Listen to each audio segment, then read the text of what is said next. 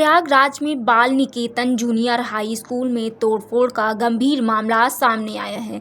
विद्यालय के प्रबंधक के अनुसार 11 अप्रैल 2026 की सुबह करीब 3 बजे जब वे स्कूल पहुंचे तो मुख्य गेट टूटा हुआ मिला और जूनियर हाई स्कूल की कक्षाएं संचालित होने वाले तीनों कमरे जीसीबी मशीन से पूरी तरह ध्वस्त कर दिए गए थे। अज्ञात लोगों ने सीसीटीवी कैमरों के तार काट दिए और कैमरों में रखी मेज, कुर्सियां, बोर्ड और पंखों को भी क्षतिग्रस्त कर दिया। इस घटना के कारण विद्यालय में पठन पाठन पूरी तरह बाधित हो गया और शिक्षक, कर्मचारी व छात्र छात्राओं में भय का माहौल है।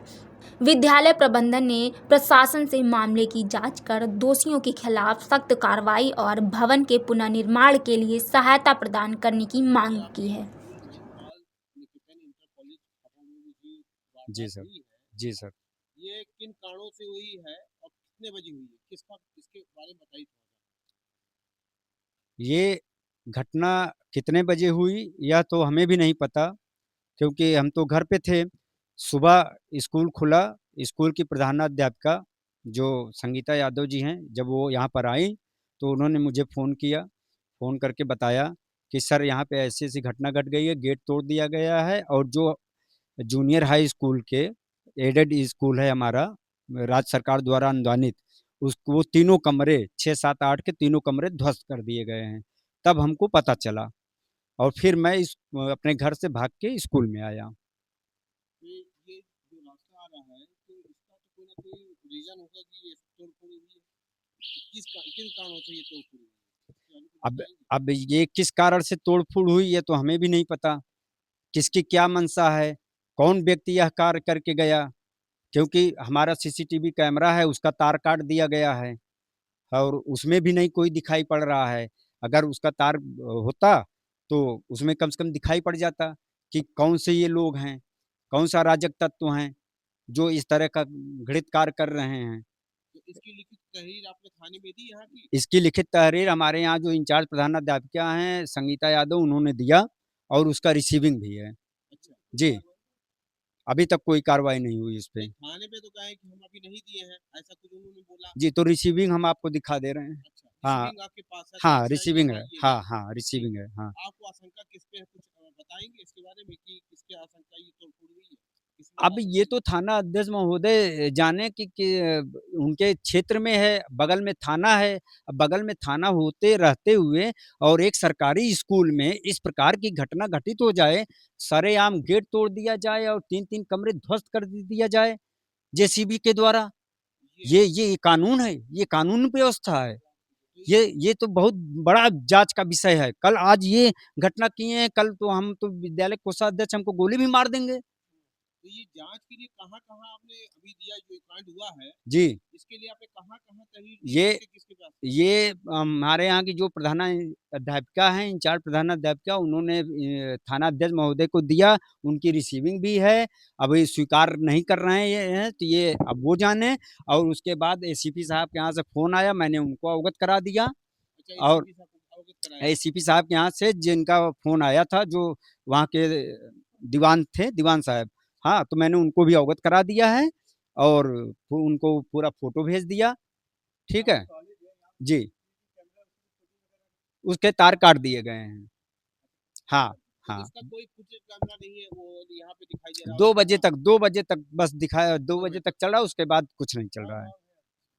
हमारी ये माँग है कि जिस तरह से ये घृणित कार्य हुआ है, दोषियों के खिलाफ सख्त से सख्त कार्रवाई हो और जो ये टूटा हुआ है, जो तोड़ा गया है, इसकी भरपाई उनके द्वारा कराई जाए, पुनर्निर्माण कराया जाए और बाउंड्री कराई जाए ताकि विद्यालय पूर्ण रूप से सुरक्षित हो जाए। मैं बालकृष्ण मिश्रा, एडवोकेट, और मैं विद्यालय प्रबंध समिति का कोषाध्यक्ष हूँ। मेरे पिता श्री त्रिलोकीनाथ मिश्र प्रबंधक हैं और अध्यक्ष यहाँ पे श्री ओम प्रकाश मिश्र, वो अध्यक्ष हैं, सीपीएम के नाम से प्रसिद्ध हैं वो। अ, इंटर कॉलेज पे खड़ा हूँ, जो कि यहाँ के एक आम रास्ता है जाने का स्कूल का। लगभग 2:30 बजे के आसपास कुछ अज्ञात लोगों ने तोड़-फोड़ की और जिससे पूरी बाउंड्री गिराई और उसके अलावा स्कूल के अंदर काफ़ी क्षति की गई। इसके बारे में जानने के लिए यहाँ के प्रबंधक से बात करते हैं और जानने का प्रयास करते हैं ये कै बजे की घटना हुई और किस कारणों से ये की गई। क्या कोई आपसी रंजिश थी कि क्या मामला था, ये पूरा जानने का प्रयास करते हैं यहाँ के प्रबंधक जी से। ये मेरा विद्यालय सन 1967 से स्थापित है। मैं विद्यालय के प्रबंधक जी का लड़का हूँ। मेरा नाम हरिकृष्ण मिश्रा है। मेरे पिताजी का नाम श्री त्रिलोकीनाथ मिश्रा है। कुछ अज्ञात लोग रात में 2 बजे के बाद आए, ये स्टेशन की तरफ से जो रास्ता आ रहा है या थाने की तरफ से जो भी रास्ता आ रहा है, उस रास्ते से होते हुए अब किस रास्ते से आए ये हम नहीं बता पाएँगे। जेसीबी लेकर के आए, गेट को पूरा तोड़ दिए, अंदर जेसीबी लेकर के आए, 3 कमरे जिसमें बच्चे अपना पठन-पाठन करते थे, उसको ध्वस्त कर दिए। बोर्ड उठा ले गए, कुर्सी उठा ले गए। ये सब घटनाएँ किए और हमारे विद्यालय का जो सीसीटीवी कैमरा लगा था, उसके तार भी काट दिए। ये लगभग आप जो 2:30 बजे के आस-पास बता रहे हैं, ये हाँ, जो ये मेन आपका स्कूल का रास्ता था, ये दिखाई दे रहा है कि इसका आपका गेट-वेट सब तोड़ दिया है।